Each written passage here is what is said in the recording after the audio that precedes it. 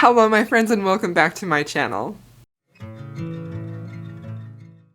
Happy New Year everyone! It is a new year and it is just... I don't know how I feel about it, honestly. I was going to be like, look at all the possibility, but it's a new year. And all I'm going to say about that is that it's a chance to find new favorite books and new favorite authors, and that's always something that is exciting. So today I have for you the top 10 romances that I read in 2021. Now, this was a very difficult list to put together. I feel like I had so many books that I loved so deeply in 2021. But I really wanted to highlight the 10 that impacted me the most. And so that's the books that I have here today I'm going to be talking about. But I do want to say that I am definitely going to have a video for my favorite historical romances, my favorite contemporary romances, and my favorite fantasy and paranormal romances. So watch for those 3 videos. They'll be coming after. Some of the books that are in here will also be in that list, obviously, as they're going to be my favorites, but I want it to be expanded. I want to be able to talk about all of the books that I loved, not just the best of the best, the top 10. So, okay, now the first book that I'm going to mention is actually my absolute favorite book of the year. I thought we would get this out of the way because if you've been watching me or following me on Instagram, you probably know what this is because I've talked about it a lot, but we're going to start with my very favorite book, and then the rest of the books aren't really in any order. So my favorite book of 2021 was Still by Kennedy Ryan. This is actually the 3rd book in her Grip trilogy, and this book is, without a doubt, my absolute favorite book of all time. This book is so incredibly beautiful. Not just this book. Like this, unfortunately, this isn't a book that you can just pick up and read alone. You have to read the 2 previous books. Flow is a short novella, and then Grip is the book right before this. So you do have to read those 2 books before you get to this book. But I'm telling you, it is 1000% worth it. This book is an emotional powerhouse, and it is so completely fulfilling to read their Grip and Bristol story at the very end, like how it concludes. It spans a lot of time. They go through a lot of heartbreaking, emotional things, and their relationship stands so strong. And I'm gonna cry just thinking about it. Grip loves Bristol with everything that he has. Like, this is the type of love that you dream about.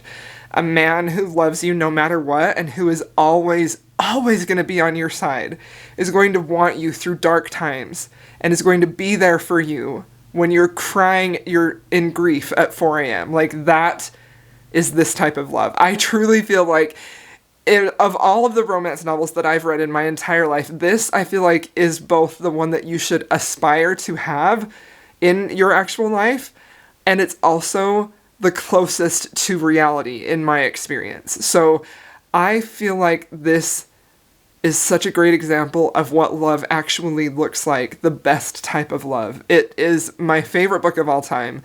It makes me cry, it makes my heart just soar, gives me butterflies, it is sexy and steamy. It is the most perfect romance novel that I have ever read. And I will literally go to war about that. Not really. I should say, however, that as I'm talking about the 10 books that I loved the most last year, these are undoubtedly have a very deep personal connection to me. So that's something that makes reading so special, right? These 10 books are the books that are so personal to me that I don't want to hear anything negative about them, you know? So if you didn't like these, that's totally that's your right? You don't have to enjoy these books like I did. But these books are deeply meaningful to me, and I don't want to hear anything negative about them, so... Anyway, the basic premise of this story, if you don't know, it's a contemporary romance, and it is Grip, who is a rapper, and Bristol, who is sort of like his business manager. She's actually the sister of a musician that he's friends with. That's how they meet in the very beginning. And it is their love story and their romance. They go through a lot of things in their life. Like, this book is very emotional. There are some really heavy-hitting topics that are discussed here, but the thing that makes it so completely compelling and beautiful to me is how they stick together through it all. It's just absolutely, completely, 100% tear-jerkingly beautiful. It's fantastic, and I honestly, like, I feel like Kennedy Ryan, like, I could have literally, honestly, I was going through my top 10 favorite books. So many of them could have been Kennedy Ryan's, because I had read her entire backlist this year. But I only have 2 of her books on my list, but still has the highest place in my heart. It is fantastic, and it is deeply personal to me, and I love it so much. And if you have started this series but you haven't made it to this book, please do. Please, please do, because I know that you'll love it. Okay, and the second book that I have is also a Kennedy Ryan, and this book is actually my second favorite, and it is Real. This is her 2021 release. I really, really struggled a few times thinking about, is Real my favorite or is Still my favorite? And while I do absolutely love this book, like, it was seriously so close, the only reason that I chose Still is because of the issues that they have concerning marriage, and I felt that on such a deeply personal level that that was number 1 for me. Real, however, is also it could be called the most perfect romance novel. In my opinion, I really think it is.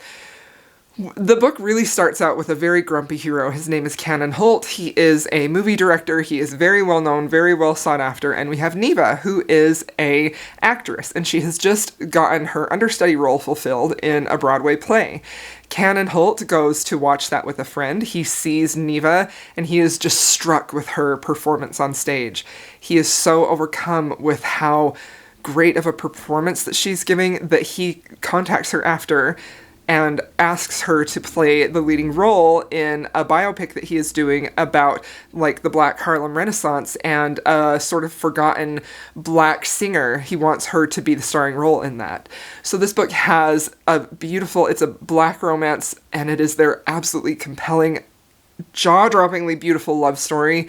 But it also sort of has a secondary story where we're watching the story of the Harlem Renaissance, the black singer, really unfold as they're telling the story of Neva acting in this movie. Neva has a chronic illness, and it is deeply impactful in her life, and it impacts her performance in this show. And Cannon didn't know about that when he hired her. He didn't know about that when he was pushing her to fulfill this role. But when he finds out, they're already in a relationship, and watching this man just absolutely step up and stand by her when he had everything to lose when she couldn't perform in his show was beautiful. I'm getting chills just thinking about it. It was such a completely beautiful love story. Watching him serve her and help her and be there for her, come what may. That's a line in this book. This is a come what may kind of love. Like, Cannon is there for her no matter what. This book is deeply sensual. It is deeply emotional. It is really, truly beautiful. It has a little bit of a backstory about family and how difficult family relationships can be, especially when you're really struggling with some life issues of your own. This book was fantastic. I can't recommend it highly enough. I do have a video dedicated to all of Kennedy's books, where you should start if you're not familiar with her books, but if you love really emotional, hard-hitting romances with a deeply satisfying happily ever after that are also incredibly sensual, I can't recommend her books highly enough, and I do think that Real would be the perfect place to start. I loved and adored this book. It was fantastic. Okay, and another book that we have on here is one that I was very hesitant to read. I kind of kept putting it off. My friend Jen from the Book Refuge, my dear friend Jen, she kept saying, I think you're going to love this book. I really want you to read it. And I was like, I just don't know if I can. But I finally did. I finally felt like I did. And it instantly became one of my all-time favorite books. I am obsessed with Tristan Miles and Claire's love story. This is, to me, a perfect contemporary romance. It is so sexy, but it's so full of emotion and just complete love. The way this man adores Claire, it's a thing of beauty. The reason that I was so hesitant to pick this up is because a lot of the things that happened to Claire are very similar to my own life. So Claire is a widow in this book. I'm not a widow, but she married her college sweetheart. I married my college sweetheart. And her deceased husband, they had 3 boys, 3 children. I also have 3 boys with my husband. So there were just too many parallels, and I was just like, I just don't think I'm ready to read a story of a widow when my husband is very much here and alive, and I love him so much. But it just felt like it was a little too close to home. So that was why I was putting it off. But when I picked it up, I became obsessed with it. I could not stop reading it.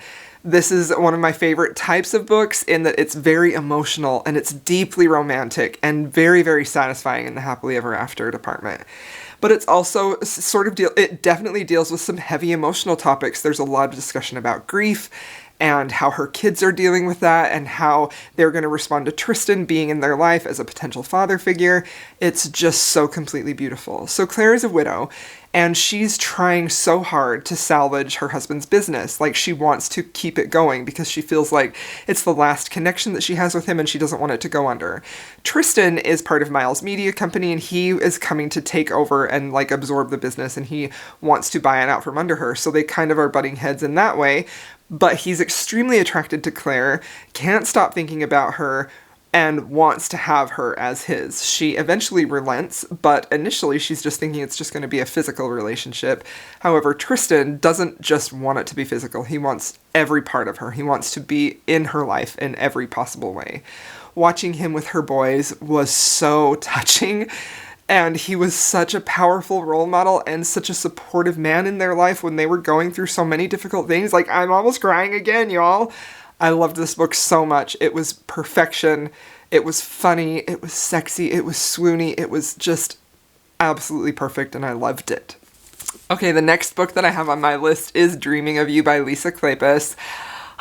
I read this in February, and it has stuck with me this entire year. This is one of my all-time favorite Lisa Kleypas books. I mean, honestly, this is another author where, because I did read so much of her backlist this year, I found a lot of her books that were my new favorites. And so it was really hard for me not to just put 10 Lisa Kleypas books on here, but I refrained, although I do have another of hers on here too, actually. But Dreaming of You is a standout for me. I feel like this is an extremely classically done historical romance. It is so completely beautiful. And I think this is a great example of something that Lisa Kleypas does really well, where she takes a man who is very broken and is very alpha and is very determined to not fall in love, but then she really makes him come to his knees for the woman that he falls for. And I think that Kleypas has a thing with really taking heroes and transforming them through love, and I adore how she does that. And it's never the heroine who's sort of like forcing this choice on the hero. It's really the hero transforming his life, maybe from being a rake or a rogue or a place of deep unhappiness to something beautiful and hopeful because of the love that he feels for the woman that he has found. Like, I think that is a thing of beauty, and I think that she did it to perfection in this book. Derek Craven is the type of hero that I wish were real. Like, he is so cinematic. There are so many moments in this book where he is just so chivalrous, and he is so protective, and he is just so obsessed with the heroine, who is a novel writer. She comes to try and interview him because he is the owner of a gambling hell. She wants to interview him for researching one of her books. And while she's there, she sort of saves him from getting shot, and that's how they end up meeting one another. Their romance was perfection. This was just a complete masterpiece of historical romance. I really feel like this is a standout in the genre, and it's a classic, and it always will be. I was so happy this lived up to the hype for me. This man holding and caressing Sarah's glasses in his pocket lives in my head rent-free, and it always will. Like, this book was perfection. I adored it. One of my favorite Lisa Kleypas books ever. Now, the next book I have is also a Lisa Kleypas book, and it is Blue-Eyed Devil. Sorry, the sun is kind of weird in here. So Blue-Eyed Devil is actually one of Lisa Kleypas's contemporary books. This is the second book in her Travis Family series, and it follows Hardy Cates, who is a self-made millionaire or very, very wealthy man in Texas. And he sort of comes from the wrong side of the tracks. He doesn't have a great history in his life, and he has this rivalry with the Travis family. Haven Travis is a daughter of the Travis family, and she is engaged to be married, and she ends up meeting Hardy in basically a wine cellar in their first meeting, where she believes, because it's dark, she believes him to be her fiancé. So they have this very passionate kiss in their first meeting, where Hardy is sort of like taken aback because she just like sort of goes after it and kisses him in a very passionate moment, and he wants to like be like, whoa, what are you doing? But he is so taken with her passion that he just goes with it. And then when she realizes that it's not her fiance, she's like, whoa, and she runs away. And then time passes, Haven ends up marrying her fiance, and then they have this separation. Haven has some things happen in her life that are very, very heartbreaking. She is in a very abusive marriage, and she's trying to find a way out. Eventually, she gets out of this abusive marriage, and she's trying to heal and come to terms with the choices she made and what's happened in her life. And she ends up running into Hardy Cates again, and their romance begins to build very slowly and very beautifully. Hardy is another very typical Lisa Kleypas type of hero in that he's extremely protective. He's very alpha, but he's very, very, very soft for Haven. And he really wants to take care of her. He really wants to protect her. Their passion is extremely spicy, really sort of like burn the pages down.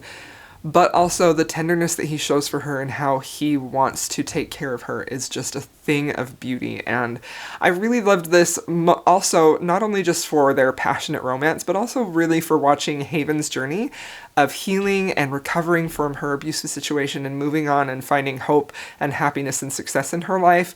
I really, really loved that. This is a very powerful book. It's so beautiful and so romantic. I just adored it. All right, since we're still talking about Lisa Kleypas, this is the third book and the last Kleypas on this list. I'm sorry. I know I really tried.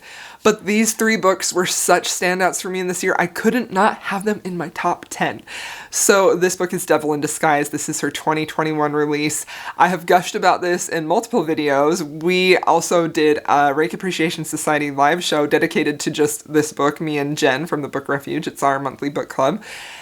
And I cannot tell you how much I love and adore this book. This book is soft and sweet. And again, deeply romantic. Like, as you can see, I have a thing for really powerful, beautiful romance. Like, I want something to be like old school romantic, you know, with gestures and touches and not just spice. Like, I want something that like is so romantic. And that's what all of these books have in common, in my opinion. But this one, especially, this one, y'all, it's so beautiful. It's just so beautiful. So this book, we have Merritt, who is actually the daughter of Marcus from It Happened One Autumn.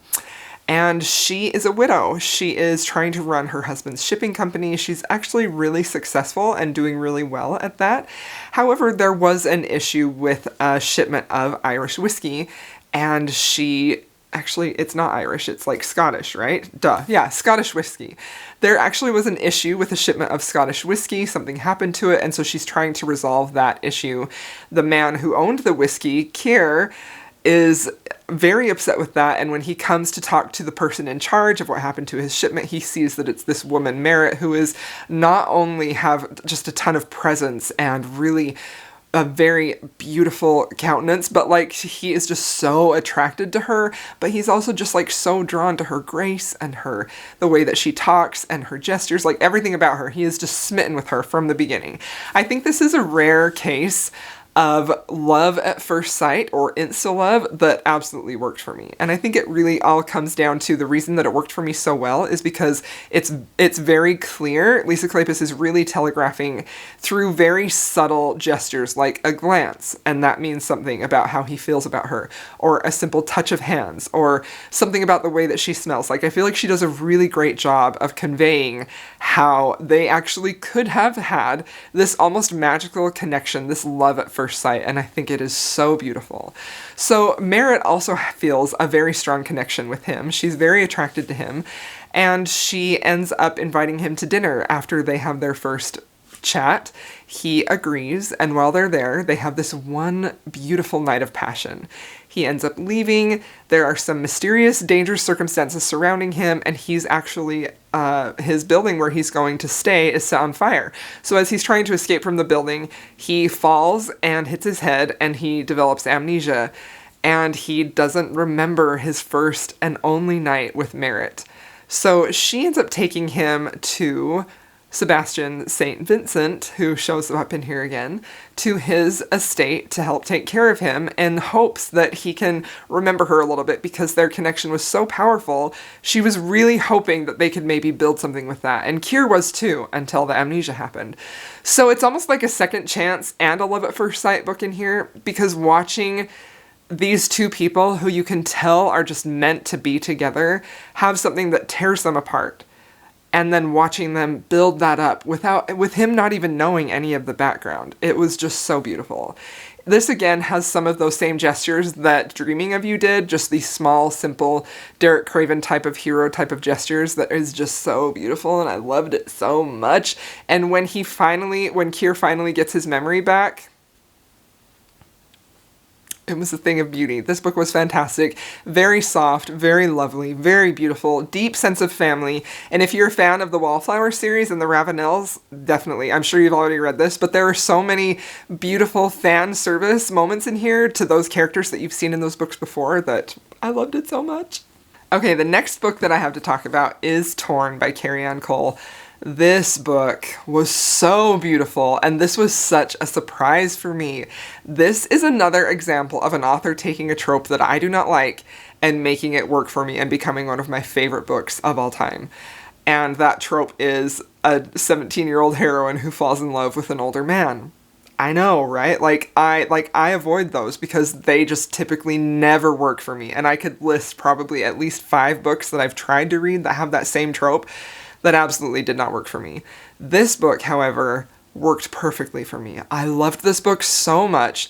It was deeply romantic. There is so much pining on the case of the hero, who is quite a bit older than the heroine, and he actually was sort of like an uncle figure. He helped raise her, and she is becoming a young woman, and she's starting to see him as a man instead of just like Uncle Tor.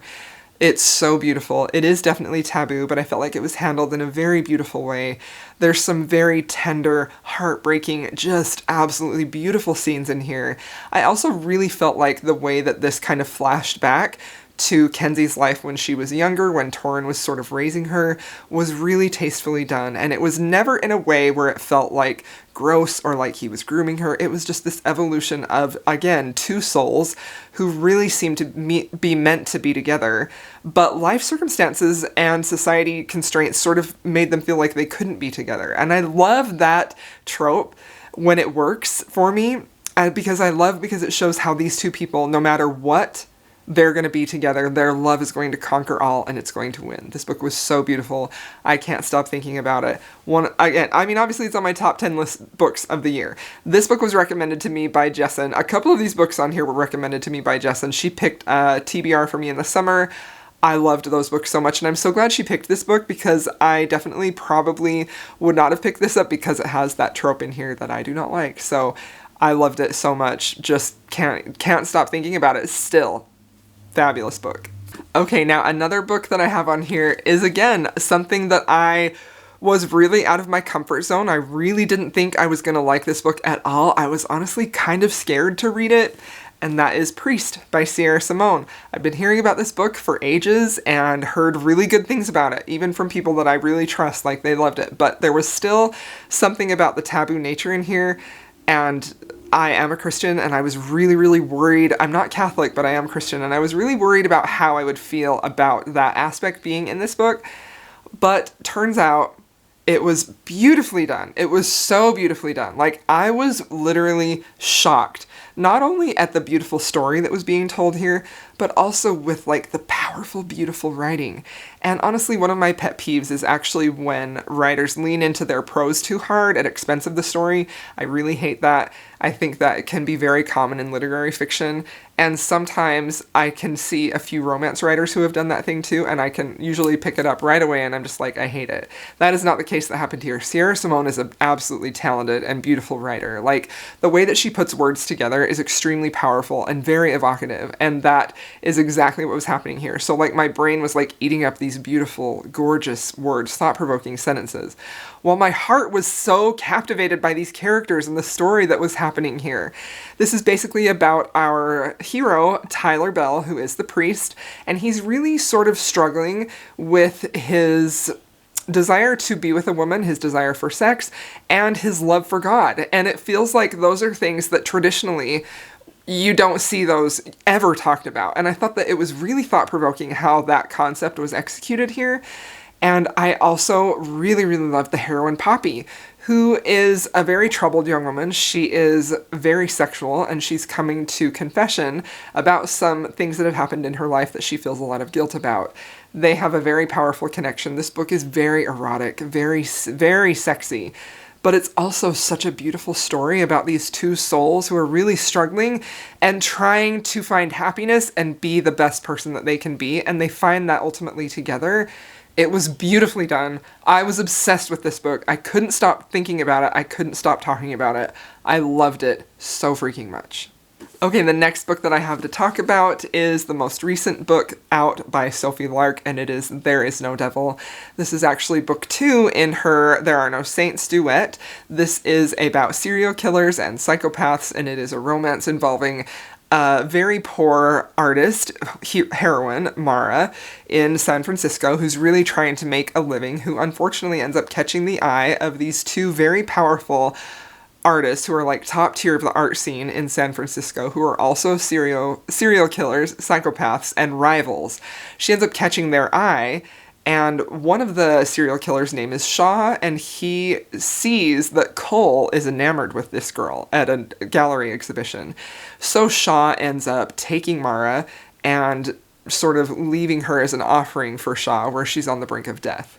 Shaw ends up walking away from her, doesn't finish killing her, just leaves her there. She ends up escaping, and that just increases Cole's desire for her and his interest in her, and it is essentially Cole and Mara's romance. Now, I will say that in the first book, it's really more of a look at sort of their characters and really almost like a dark thriller, even just like a character study, just a study in how would a psychopath actually fall in love with a woman. Like, it begins as an obsession, and then towards the end, we see the resolution of that, like, is he going to kill her? Is he going to keep her?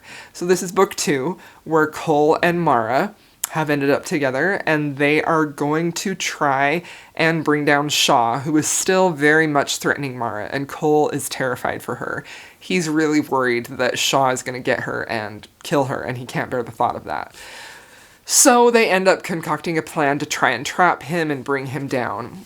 And this book hit me so hard, not necessarily because their romance was so powerful and so beautiful, although to me I thought that it really was, specifically because of how Cole was there for Mara when she was experiencing some painful growth and coming to terms with some things in her past, but also how Mara was there for Cole, and she loved and accepted him for who he was and never tried to force him to change.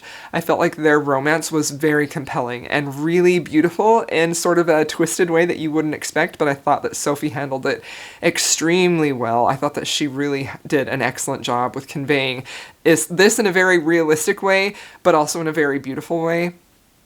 I also really, really enjoyed this, mostly because of Mara's growth. It talks a lot about what happened to Mara in her past. She has suffered some abuse. She's really had a very rough life, and this book is really about her overcoming all of that and sort of really owning her life, overcoming trauma, overcoming abuse, and taking life sort of just by the reins and living it how she wants to.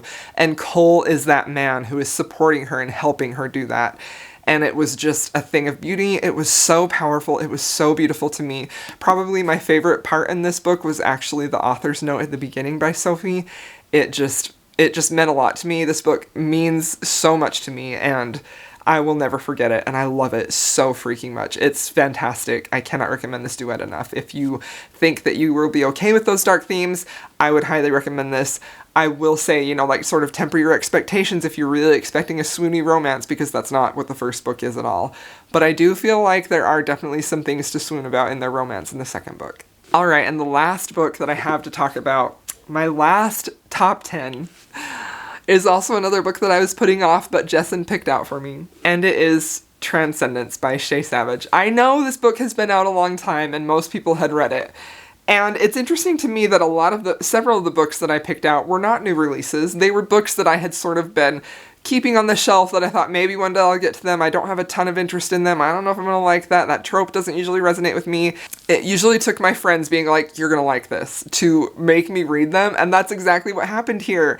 This is a caveman romance. I really, really, really didn't think I was going to be into it at all. There's also a language barrier here because our heroine Beth is sort of sent back in time to the caveman ages where she meets Ed, and they can't communicate because she speaks English. He's obviously a caveman. They can't communicate. So I was really wondering how I was going to like that. Also, this book is entirely from Ed's perspective. We see it through his eyes as he's like so surprised that this modern day woman, he doesn't even have a concept for what modern day woman is. So this woman just sort of lands in his lap and he just thinks, this is my mate. This is it. This is how we're going to do it, you know? And she's just like, no, you know, she's taken into this caveman time. Like, she doesn't know what to expect here. But watching these two have to live together and survive and very, very gradually fall in love was beautiful.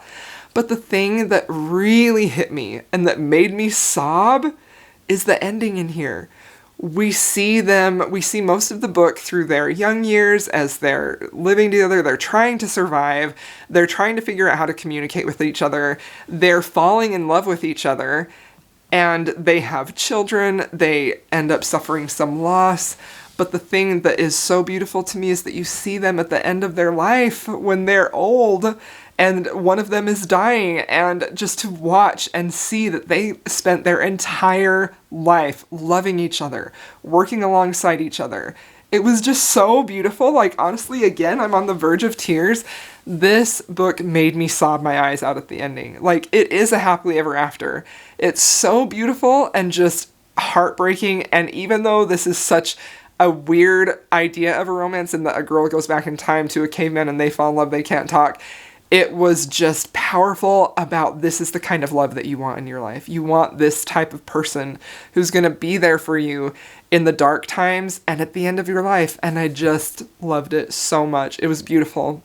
Every bit of hype around this book is worth it, in my opinion. I thought it was fantastic and I loved it so much. All right, there you have it. Those are the best of the best, my top 10 all-time favorite books of the year. I hope y'all enjoyed this video. If you've made it this far, please feel free to leave me a blue heart emoji. And if you have your favorite book of the year picked out, please let me know what that is below, because I would love to know about that. Thanks so much for watching, my friends. I'll see y'all in my next video.